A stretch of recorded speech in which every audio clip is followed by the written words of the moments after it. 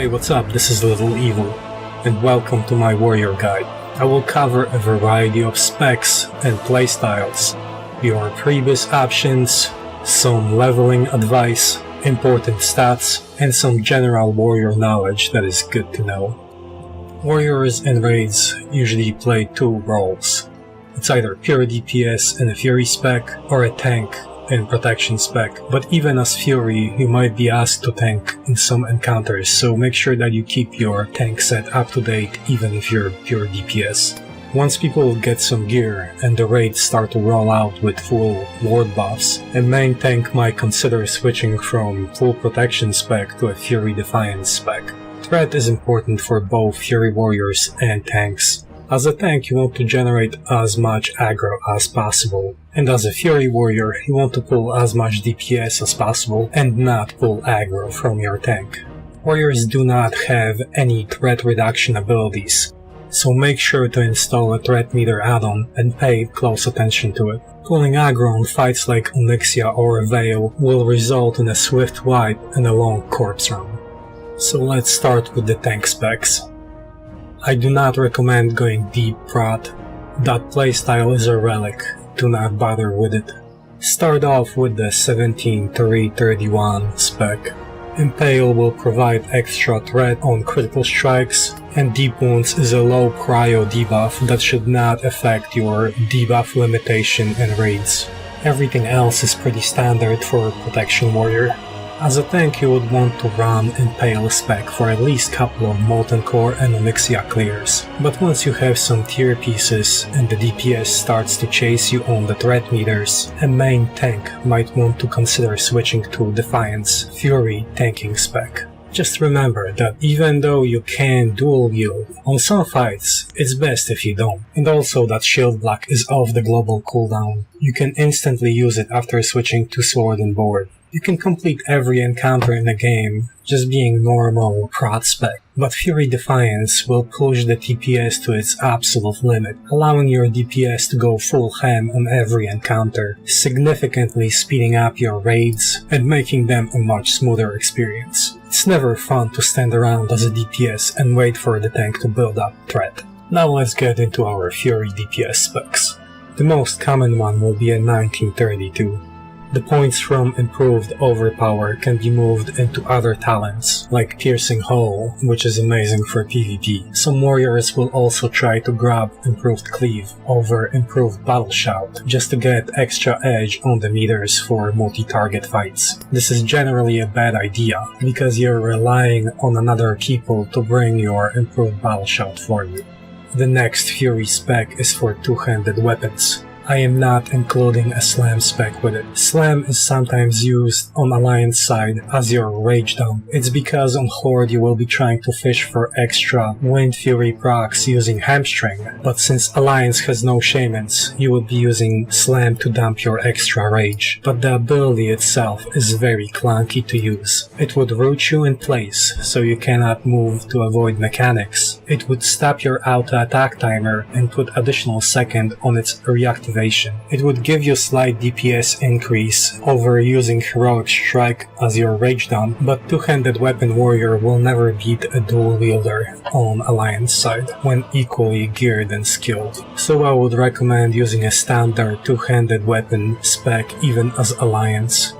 Now for PvP there's nothing better than your 31 arms 20 Fury, but spec is only a small part when it comes to ward PvP. There will be plenty of times when a Fury or a Protection Warrior will bash your skull in and make you look like Forrest Griffin versus Anderson Silva. Consumables, ward buffs, your cooldowns, and engineering is what can change the outcome of any PvP encounter, regardless of spec. For leveling you can use Arms or Fury as your spec. I've done it as both, and the difference was minimal. With classing having a higher experience share in groups, I could see Protection Warriors being a decent spec for dungeon spam. Most people, however, will advise you to go Arms, because Mortal Strike scales with your weapon damage, while Bloodthirst from Fury scales with your attack power. Now let's talk about the race choices that we have as warriors. For Horde DPS, Orc is a clear winner. Both ratios are great for dealing damage. Next one we have Troll with Berserkering, followed by Tauren and Undead. For tanking, all three, Orc, Tauren, and Troll have their own benefits. Troll will provide the highest threat per second when it comes to Fury Defiance tanking, so it would be recommended for anyone that thinks about main tanking in a highly competitive guild. Tauren would offer increased health pool, and Orc would give you additional threat if using axes.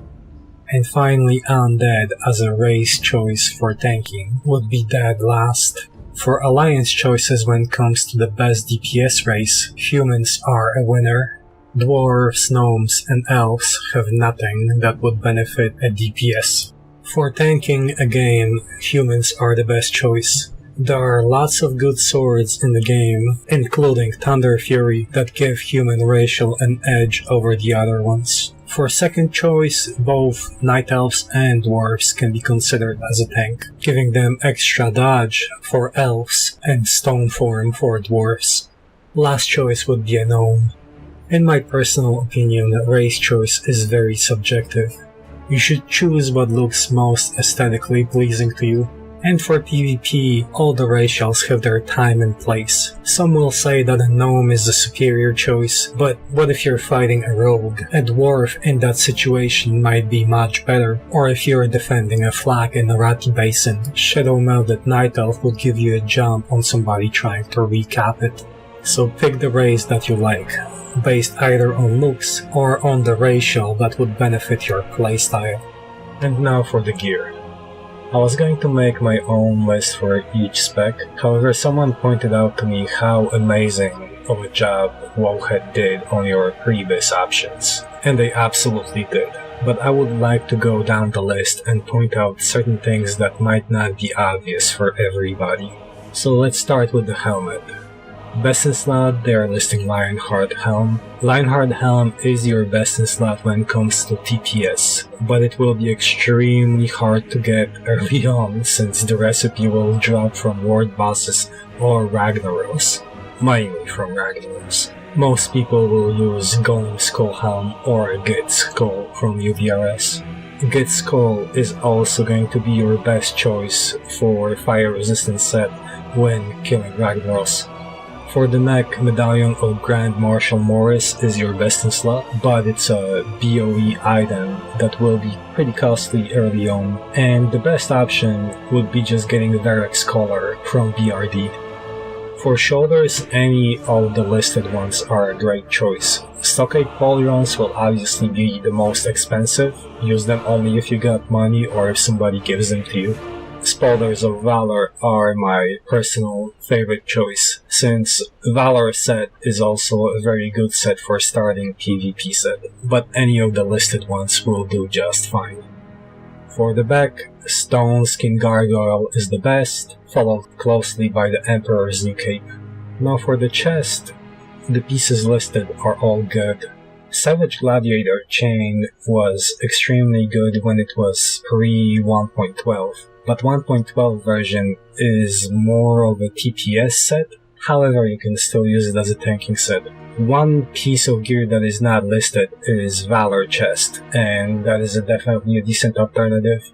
The most commonly used will be Ornate Adamantium Breastplate that you get as a reward from any dreams. For the wrist, all of the listed ones are good. Bracers of Valor will be definitely your best choice because they are super cheap, super easy to get. That will be like 2 or 5 gold from Auction House. Just get them, you will not regret it. For the hands, I would recommend that every single tank gets Voon Vice Grips. Those gloves are amazing at the start. Plus 2 hit is something that you cannot simply pass on as a tank. For the waist, again, the Valor belt is not listed, and it would be one of the better choices for me because it's super cheap, super easy to get. UBRS belt would be best for TPS, but again, RNG can be a bitch, and it might just not drop for you. Of course, you can just grab Stalwart Clutch from a quest reward. That is always a solid choice. For the legs, once again, all of them are solid choices. Every single one will be just fine. Cloudkeeper leg plates will be super expensive because both DPS and tanks will want to use them. For the feet, once again, Valor boots were not listed, but they are a solid choice, and Bloodmail boots are definitely best in slot, especially for TPS setups. For the rings, Myrmidon signets will be extremely expensive, but they are super good. Blackstone ring from Marathon is also amazing with +1 hit, but two additional options that are not listed here is Nuggle ring from BRD and Thrall's Resolve. For the trinkets, Force of Will and Mark of the Chosen will be the most common combination used by tanks. For your main hand, Mirasong is definitely a solid choice, but also Trash Blade, which is a quest reward from Marathon, will do just fine. For the shield, Draconian Deflector is your best option, but again, this is from the last boss of UBRS, and sometimes RNG might be just not in your favor. For the range, obviously Black Crow is the best for +1 hit, and Gorewood Bow from the quest is also a good option. Remember that as a tank, you will have to work on your resistance gear as well. The pre-raid recommendation for their fire resist set are good, however, somebody forgot that the helm from UBRS that you will be getting as your previs can also roll with +15 fire resistance, and that the fire resistance rings can roll up to 22, but that's just minor things. The lists are very good, so you can safely follow them. Now for the Fury gear. Starting with the head, Mask of Unforgiven is the easiest one out of the helmets to get as a Fury. Eye of Rand is a decent alternative, but Mask of Unforgiven is super easy to farm. You can run in, kill the boss, run out, reset, and rinse and repeat. For the neck, most DPS will be using Mord of Forging. It's from the quest reward. The quest chain is pretty long and difficult, and there will be a lot of PvP action when it comes to the last quest, but it's definitely a best in slot. For shoulders, True Strike shoulders are your best in slot, but Wormhide spoilers will provide you with +2 hit. For the cape, any of the capes with stats will be fine, and obviously Cape of Black Baron will be best in slot for every single physical DPS, so get ready to farm for it for quite a while. For the chest, all of the listed options are good, but there's also one additional chest from UBRS from the boss of Leroy Jenkins. For the wrist, Battleborn arm braces are super good. Those things are absolutely amazing and you will be using it for quite a while. They have decent drop rates, so getting them shouldn't be much of a problem, and if you just can't get them, the bracers from the beast will provide you with +1 hit, so you can use them until you get Battleborn. For the gloves, especially early on, I would encourage every single warrior to get Wound Gloves. The +2 hit, regardless if you're DPS or tank, are amazing. The Velosaur gauntlets and the Velosaur leggings in combination will provide you with the highest DPS setup possible. However, there are two different gear setups that are also viable. One of them will include using cadaver set, which provides you with +2 hit, but it requires you to farm all 5 pieces, and the other alternative will require Black Dragonscale set. I'm going to link both gear setups in description, so check it out if the Velosaur is not something that you want to get. For the waist, Bergam Grill from UBRS is definitely best in slot. If you have chosen Wound Gloves, you will not be able to get Omok Girth Restrainer. For the legs, the Velosaur leggings are super good with combination with gloves, Cloudkeeper are a decent alternative, and like I said before, I'm providing you with 2 links to different gear setups if you really do not want to use the Velosaur setup. For the feet, any of the boots from Skullomans with +1 hit, the male ones, are super good. If you can't get them, Battle Chasers are fine, but also Valor boots, they're just as good. For the rings, Blackstone ring from Marathon is obviously the best. Painweaver band from UBRS is a perfect combination with it. Alliance will have an option of Magni's Will, which Horde does not. So Horde will be forced to either farm Painweaver band or spend some gold on Myrmidon Signet or use just a regular stat stick ring. For the trinkets, Hand of Justice and Black Hand Breath as a combination are your best in slot, with one small exception, and that is Diamond Flask from Sunken Temple quest chain. Every single warrior should have Diamond Flask. I have no clue why is it not listed here. The Horde will also have an option of Rune of the Guard Captain from the quest. For the main hand, depending on your ratios, Dalrens or Axe of Deepwoods are super good options for main hand DPS, but Trashblade from Maradon quest reward should also be listed here. For the offhand, you want to get Trashblade plus Mirasong or 2 Dalrens. Or if you're Horde, you want to get Axe of Deepwood plus Flurry Axe. If you are super lucky and get Ironfall plus Fell Striker, you will have the best combination in the game for Prebis. The two-handed options are definitely viable on Horde because of Wind Fury, but I would stick to one-handers as Alliance. For ranged weapon, Black Crow is your best in slot, but Red Hook is definitely an option, especially if you're way over your hit cap. Now let's get to stats and the basics of rotation. Let's start with the tank. The most common mistake is a tank trying to reach 440 defense cap. As a tank, focus on getting high amount of armor, high amount of stamina, and try to reach your hit cap or get as close to it as possible. Using weapons that correspond to your ratios is super important as well. With 305 weapon skill, you will only have 6% chance to miss level 63 boss. For the tank rotation, if you're playing a normal tank spec and not Fury Defiance, your best threat per second ability is Revenge, your best snap threat ability is Shield Slam, then Sunder Armor, and Heroic Strike, which you will use as your Rage Dump. If you're playing Fury Defiance, you replace Shield Slam with Bloodthirst. For multi-target pull, start with Thunderclap if you were opening with the charge and you're in battle stance. Then switch to defensive and start using combinations of Battle Shout and Demo Shout. After that, start applying your Shield Slam, Revenge, and Sunder Armor to multiple targets. Try to keep the most dangerous in the group focused on you. If something breaks, just out the deck.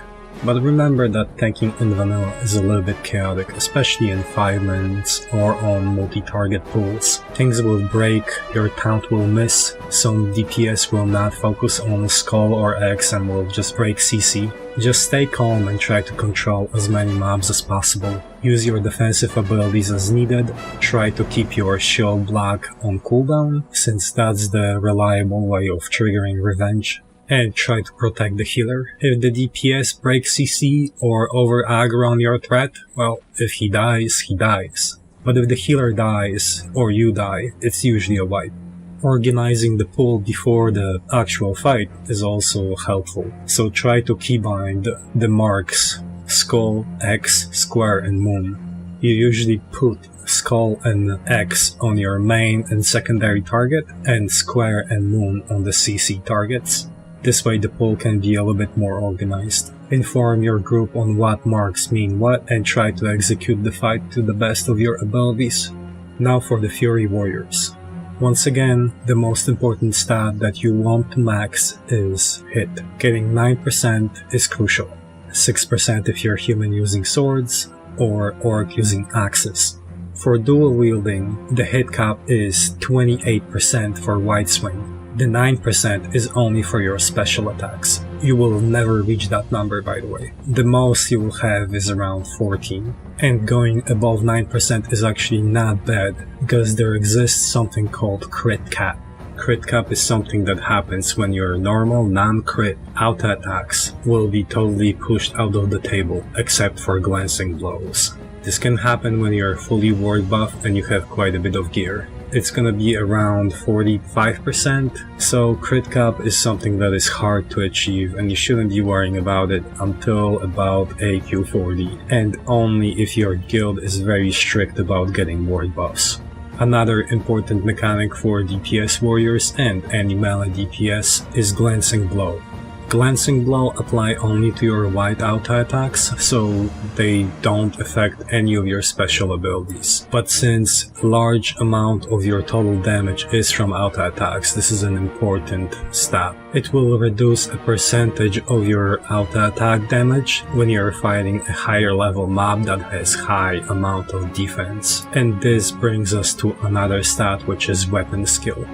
Getting extra weapon skill will reduce the penalty of glancing blows. 310 weapon skill will grant you around 12% DPS increase. while 305 will give you 6%.